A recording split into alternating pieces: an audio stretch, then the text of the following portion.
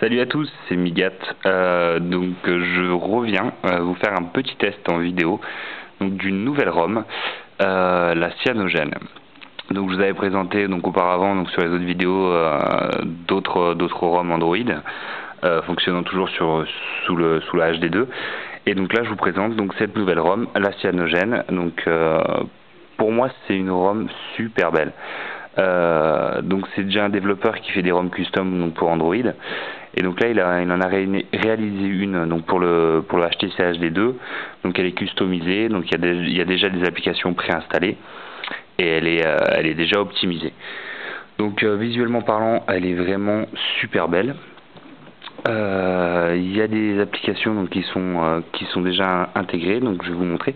Par exemple là vous voyez les 5 petites icônes là, donc c'est le Launcher Pro, une petite application qui est déjà installée. Elle permet en fait de faire des raccourcis. Donc là vous raccourci appel, contact, le menu, ensuite les SMS, et là la touche pour aller sur internet, donc sur la navigation internet.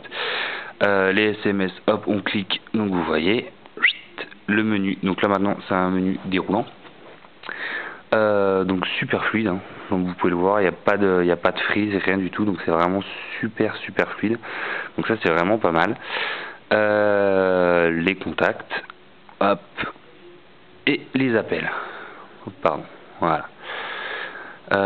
Donc la ROM est ultra fluide, franchement c'est pour moi la meilleure ROM qu'il y a sur le HD2. J'ai testé un peu toutes les ROM, et pour moi celle-là elle est vraiment bluffante. Donc c'est vraiment une belle ROM, super fluide. Donc je vais vous montrer un peu quelques petites applications qui sont vraiment sympas. Hop, je l'ai passé, elle est là, cette CPU. Donc cette CPU c'est quoi? C'est une petite application qui est réalisée par les gars de XDA, donc un forum de développeurs, donc je pense que certains d'entre vous doivent connaître. Et elle permet justement d'overclocker les ROM qui sont compatibles. Donc moi c'est une ROM qui est overclockée à 1190 MHz. Bon là je peux l'overclocker qu'à 1113 parce que j'ai pas mis les bons réglages, mais ça faudrait que je le fasse. Mais c'était juste pour montrer. Donc voilà comment ça se compose. Vous avez une barre max, donc je la décale, donc je sais pas si vous voyez, mais là je la mets à 768 MHz et je peux la pousser, donc voilà, justement à 1113 MHz. Donc ça c'est vraiment sympa. Et le minimum pareil, je peux la faire tourner au minimum à 652 MHz. Donc voilà. Scaling, donc ça permet, je sais pas si vous voyez, donc moi je la mets en advanced. Je sais pas si je le prononce bien, hein. Moi l'anglais ça fait 2. J'ai un cheveu, c'est un peu dégueulasse. Donc ça permet justement de faire aussi le processeur, la fréquence du processeur. Donc il tourne au minimum à 245, et s'il a besoin de puiser dans les ressources, il va monter jusqu'à 1113.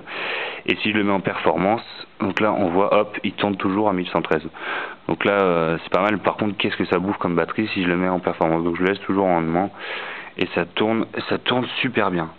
Donc grâce à ça j'avais réussi à faire un petit bench, donc un petit test sous quadrant, une application qui permet justement de faire des benches et de calculer un peu la puissance du téléphone. Donc là je sais pas si vous voyez, j'en ai un, il est là à 1796, j'en ai fait un autre à 1812. Donc juste pour vous dire, en fait ça fonctionne super bien. Donc c'est un joli score. Bon, juste à titre de comparaison, vous avez le Samsung Galaxy S2 qui lui peut tourner, qui monte jusqu'à 2500 sous quadrant score. Donc quand même on rivalise pas avec le Samsung Galaxy, mais ça reste vraiment bien pour un téléphone qui est prévu à l'origine sur Windows Mobile. Donc ça fonctionne super bien. Donc voilà ce petit test. Je voulais vous montrer quoi, Chrome to Phone. Alors ça c'est une petite application qui est sympa. Donc en fait il faut voir sur le PC, j'ai mis une petite icône, je sais pas si vous voyez là. Voilà, Google Chrome to Phone Extension. Donc ça permet, en fait, je balance en fait le lien qui est ici directement sur mon téléphone. Hop.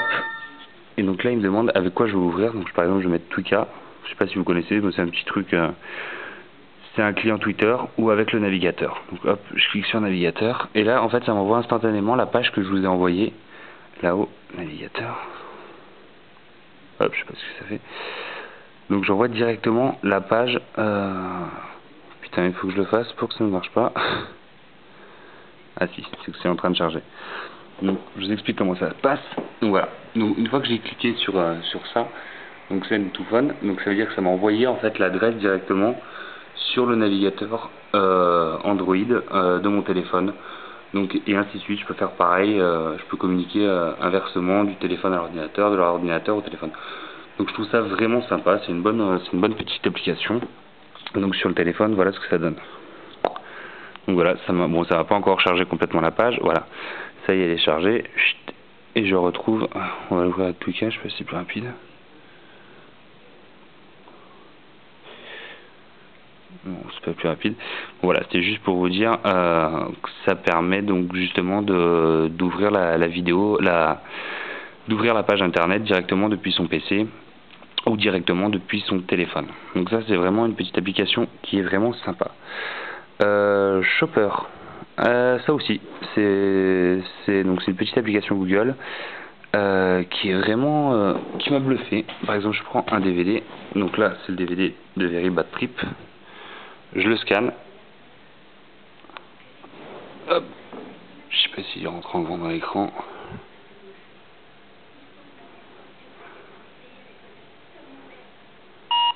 Hop. Donc là, il a reconnu un bout. Donc là, il va chercher l'image sur internet et voilà, il me donne Very Bad Trip, directement la référence sur internet. Donc là, je peux l'acheter et ainsi de suite. Donc ça, je trouve ça vraiment une petite application sympa. Ça marche pour les livres, il me semble, pour les affiches de cinéma, pour les DVD, les CD, les jeux vidéo également, et en plusieurs trucs, mais j'ai pas encore testé. Donc ça marche vraiment bien. Qu'est-ce que je vais pouvoir vous montrer d'autre?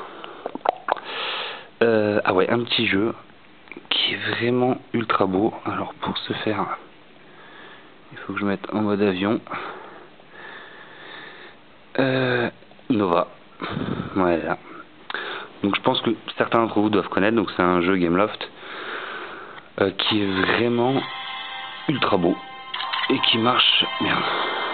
On va jouer sur internet à la suite. Nouvelle partie. Normal. Donc je vais juste vous montrer rapidement ce que ça donne. On va passer, hein, on s'en fout ça de la vidéo. Donc il est en français, ça marche bien. Donc voilà, ça c'est l'écran. Le petit stick à gauche pour se déplacer gauche, droite, au bas. La touche là pour mitrailler et juste là pour voilà, pour voir, pour bouger donc la vue.